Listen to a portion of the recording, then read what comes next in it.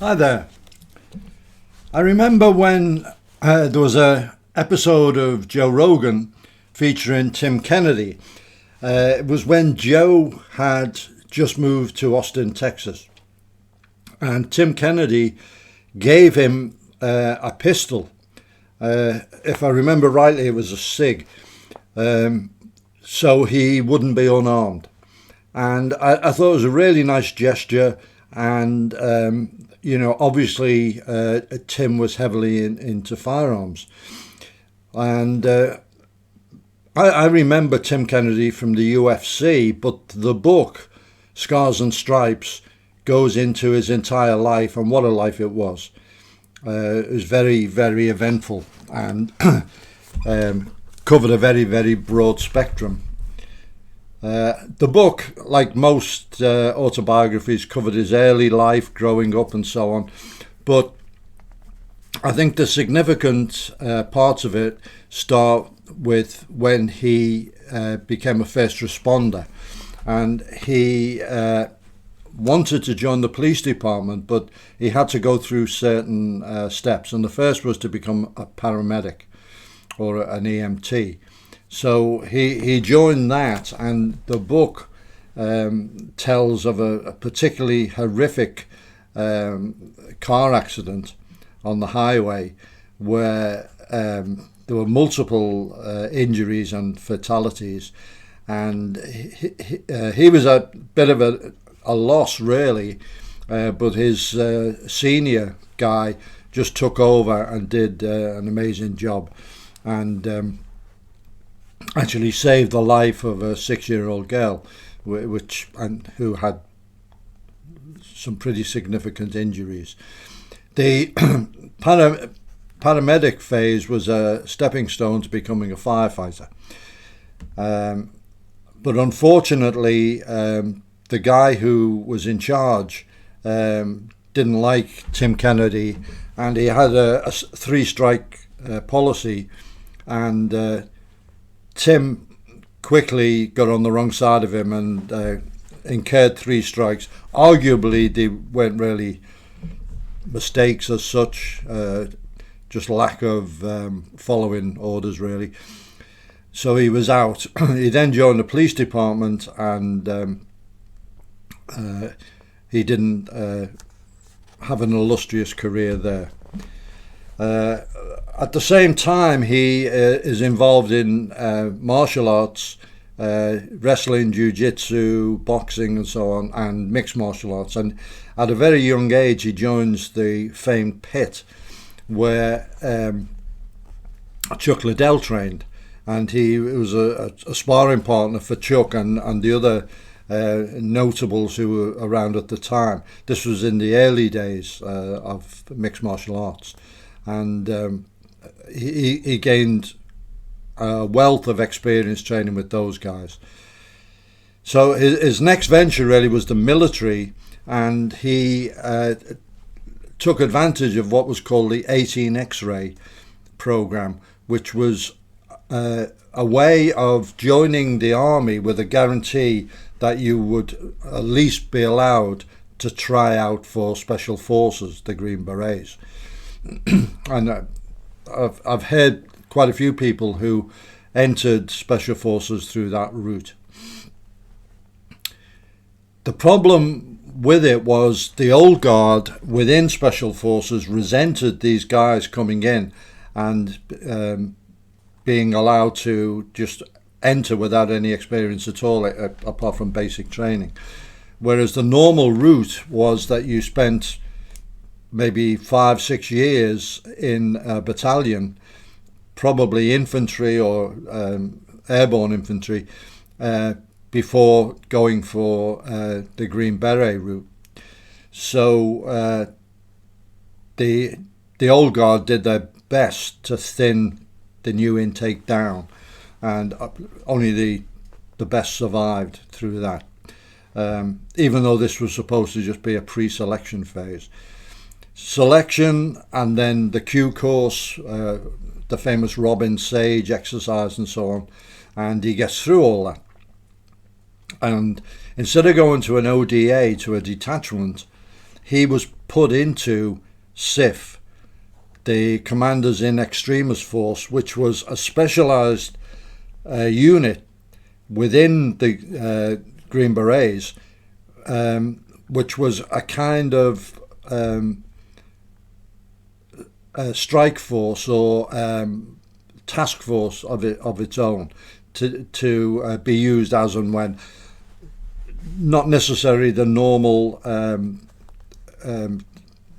duties of the Green Berets, which was foreign internal defence, direct action and so on. They would just mainly concentrate on direct action. And again, a lot of resentment, because the CIF was mainly comprised of guys who had a career in Special Forces already and made their reputations before being selected for this. And there were several guys who had come over from Delta Force, notably John McPhee. And John McPhee was Tim Kennedy's boss. Now, he's really well known, the Sheriff of Baghdad. I actually have one of his holsters that he designed, a really great designer, and I've done a review of it.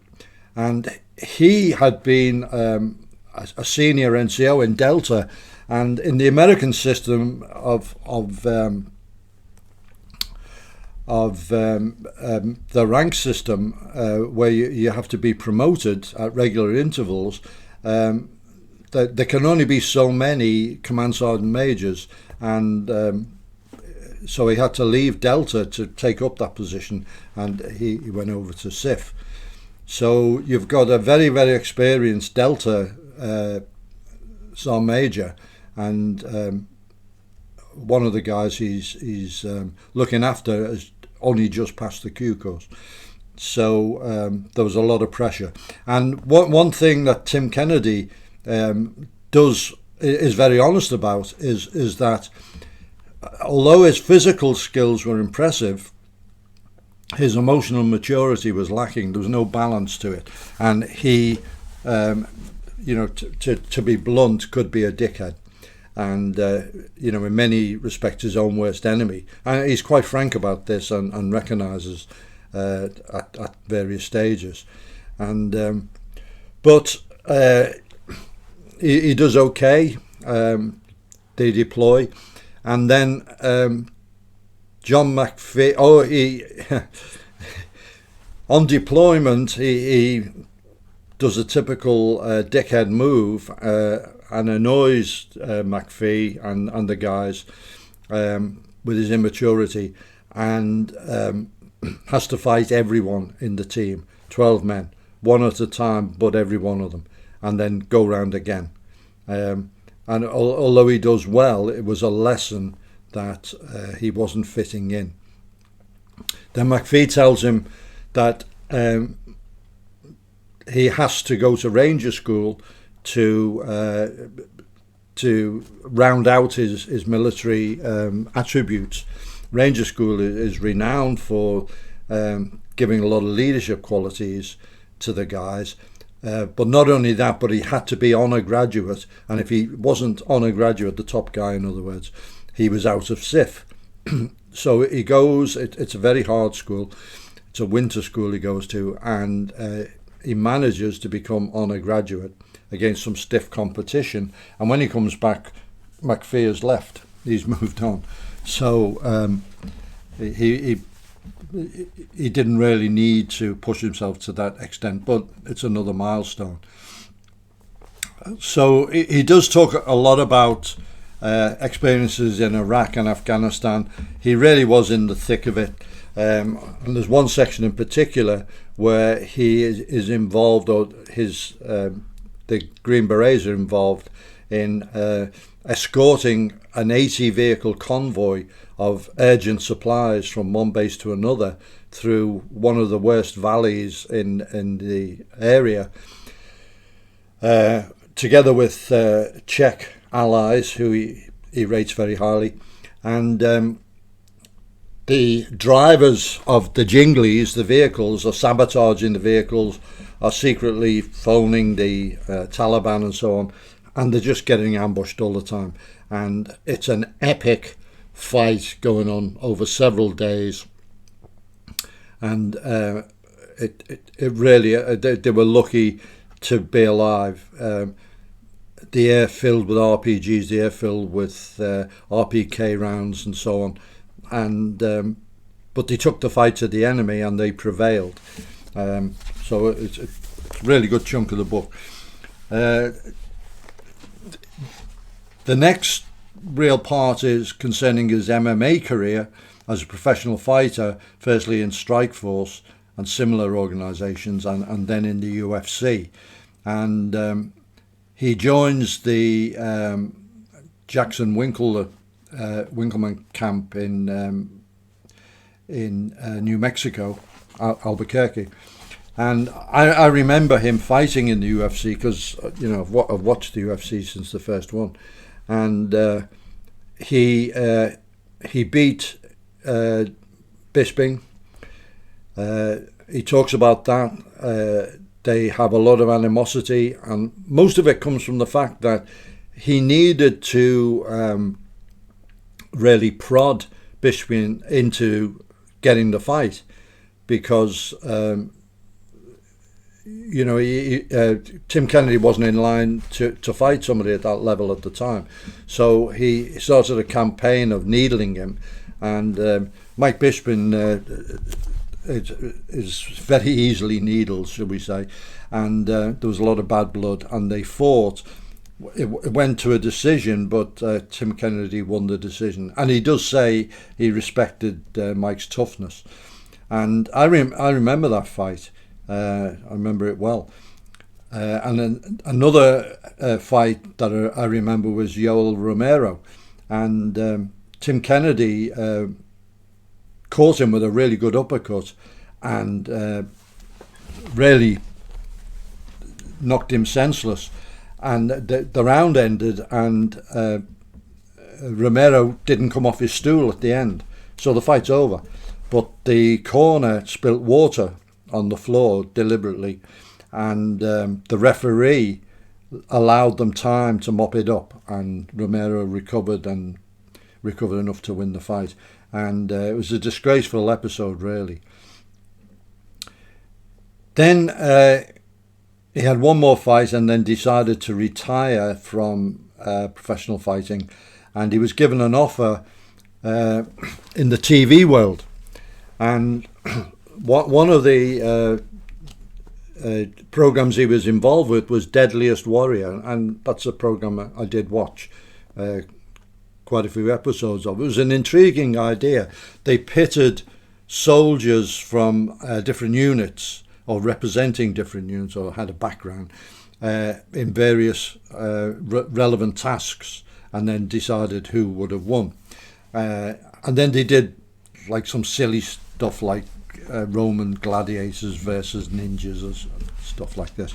But the one that Tim was involved with was representing the snipers, Green Beret snipers, versus a guy who was a Korean sniper. And this shows the phoniness of TV.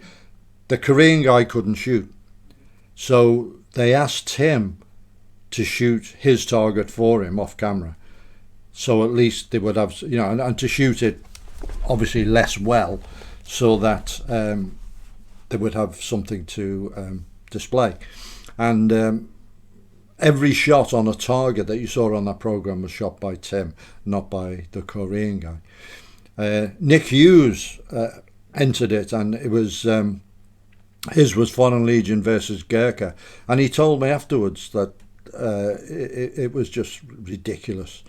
There was a knife fighting element of it, and Nick totally destroyed the gelatine target, because Nick is amazing with a knife. But they said, oh, we can't have a Gurkha lose the knife fighting. So it was just silly. Anyway, then he was involved in a program called Hunting Hitler. Now, these type of programs, Joe Rogan talked about this quite a bit, where he was involved in a program where they were looking for Bigfoot. And when you have programs like that, the producers don't want you to come up and say Bigfoot doesn't exist. All the evidence points to the fact that it's a myth. That's the last thing they want. They want people to say, well, some people say, and in the newspapers there was stories of giant monsters, this kind of thing. Hunting Hitler was the same thing. Tim actually says in the book that he didn't believe that Hitler survived. And James Holland, who was one of the historical advisors, he only contributed on condition that he did not have to say anything that indicated Hitler had survived the bunker.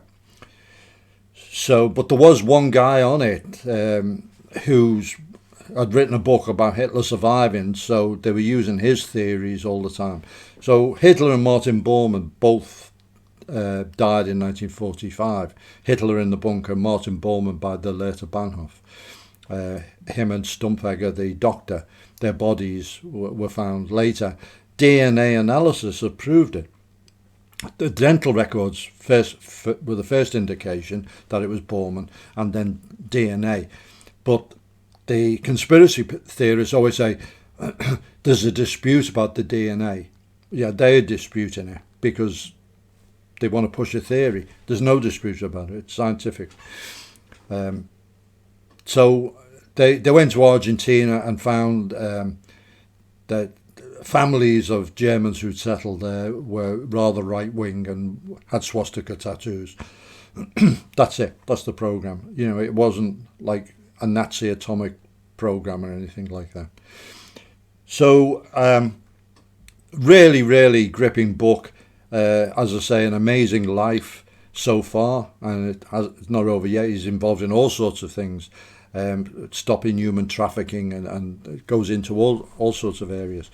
The guy is an absolute dynamo, and his book really will interest anybody who's interested in military history, special forces, mixed martial arts, or the world of stopping criminal behaviour.